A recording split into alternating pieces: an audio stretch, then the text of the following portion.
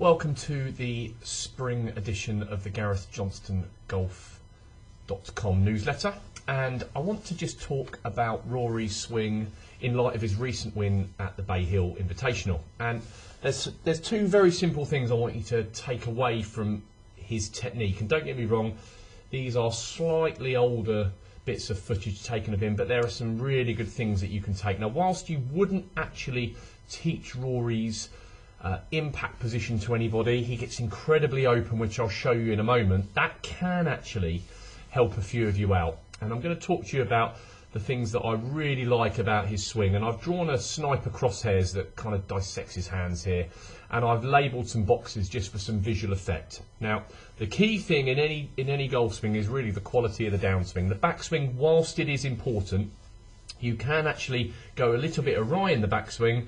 However, if you come down on a good plane, you can tidy up any errors that you have as you move that club back.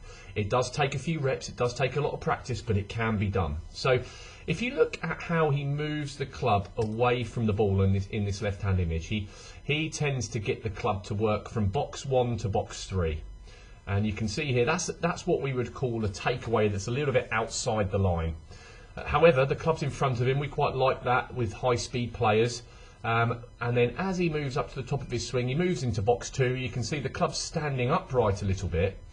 But the key thing to note here is really watch the quality of his move and how the club works from box 2 to box 1 without drifting off plane. So watch this. As he moves down, club head goes from box 2 into box 1, and then as he swings through, exits back into box 2. So this is basically what we would call a very on-plane downswing. Now, dangers come when players start to get the club into box 3 in the downswing, and we would say here, that club would be very upright. Okay, this is a slight exaggeration, but please don't get me wrong, we see swings like this all the time.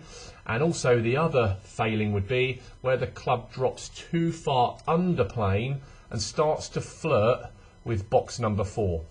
And what you can see in this very simple analogy is that the club is working down into the ball more or less on parallel lines with the line that it started on. So here's the club in its halfway down position, and if I just bring him into impact, you can see it's on a wonderful line there. And if we return back to his impact, his address position, sorry, the swing around the body works more or less in harmony with that setup position. When we start seeing the club drift away from that, we're in trouble. Now, the next thing to focus on, if you look at the image on the right hand side, is what helps him do this so well. And you can see from the top of the backswing, okay, he winds up on top of the ball wonderfully, but watch how much he opens out his waist, how he shifts into his lead foot. So the start of the downswing sees the weight move into the front foot. Look at the belt buckle go. Look at his shirt buttons and his chest opening up. And this is where, if you look at the image on the left-hand side, I'll just take this graphic away now. But if you look at the image on the left-hand side, look how much he opens his chest out. Now, it'd be very dangerous to get a club golfer to do that because they typically scythe across it and slice it. But that's McIlroy in his open position. I'll get Woods up for you from a down-the-line position when he used to be world #1.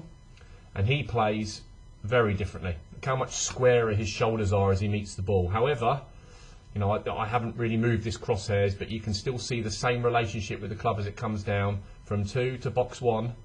Look at how much squarer the shoulders are. This is when he was world #1 and a little bit more neutral. This is where I said to you, McIlroy doing his chest opening moves so aggressively, you wouldn't teach this to anybody, but it is a good trait to show somebody how much he opens up. So really the crux of today is to get you to understand a bit of plane and how these guys move in the downswing. If we can get you to shallow this club on the way down into this kind of orthodox, let's call this, for want of a better term, a 45-degree angle as the club comes down. Club head is behind the player. It's not stood up above his head or down by his waist. It's behind his back nicely.